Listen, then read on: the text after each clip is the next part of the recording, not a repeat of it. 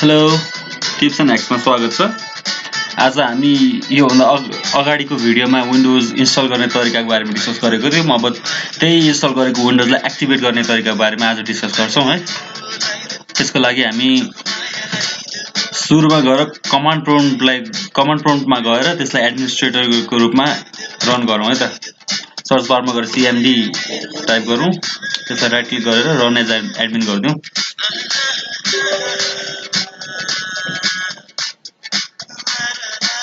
त्यसलाई run as admin गरिसके पछाडि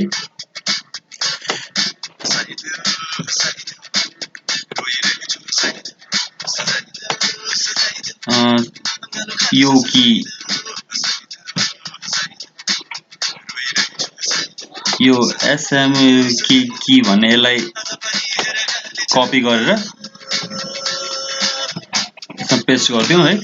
अनि यहाँ भएको यो लाइसेन्स कीहरू पनि कपी गरेर पेस्ट गरेको। अब मैले गरेर यसरी प्रोफेसनल गर्नुभएको छ भने यो प्रोफेसनललाई कपी गरेर पेस्ट गर्नु, नभए अरू कुनै छ भने त्यसलाई कपी गरेर पेस्ट गर्नु त्यही कमान्डमै। अब इन्टर गर्नु। बस त्यस पछाडि अर्को कमान्ड हामीले हाल्नुपर्छ है। त्यसको लागि अर्को कमान्ड भनेको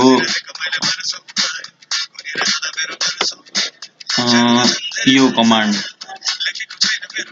slmgr/skms यसलाई कपी गरेर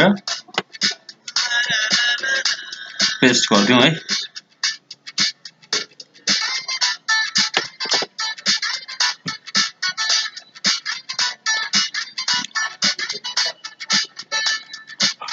यसलाई कपी गरेर यहाँ पेस्ट गरिदिउँ। त्यसपछि फेरि अर्को कमान्डलाई कपी गरेर पेस्ट गरिदिउँ। हामीले कमान्डहरु इन्टर गर्दाखेरि यहाँ सक्सेसफुल भनेर भन्छ है। यसरी अब अर्को एउटा कमान्ड बाँकी छ, त्यसलाई नि कपी गरेर पेस्ट गरिदिउँ।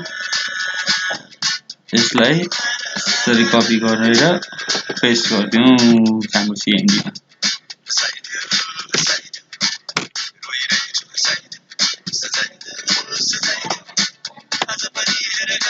अब यस्तो देखाउँछ है, यो एउटा पपअप आउँछ बिस्तारै, एकछिन टाइम लाग्छ यो गर्नलाई। यो सबै गरिसके पछाडि हामी अब हाम्रो विन्डोज एक्टिभेट भयो कि भएन भनेर हेर्न हाम्रो दिस पीसीमा जाउँ है। यसमा गएर प्रपर्टिजमा हेरौँ। विन्डोज एक्टिभेट भइसक्यो। Windows is activated change product key भनेको छ। हाम्रो विन्डोज एक्टिभेट भइसक्यो। ल guys, thank you for your time है। अब यो कमान्डहरु कपी पेस्ट गर्नलाई म डिस्क्रिप्सनमा छोडिदिन्छु, त्यसलाई कपी पेस्ट गर्न सकिन्छ है। ल, thank you for your time.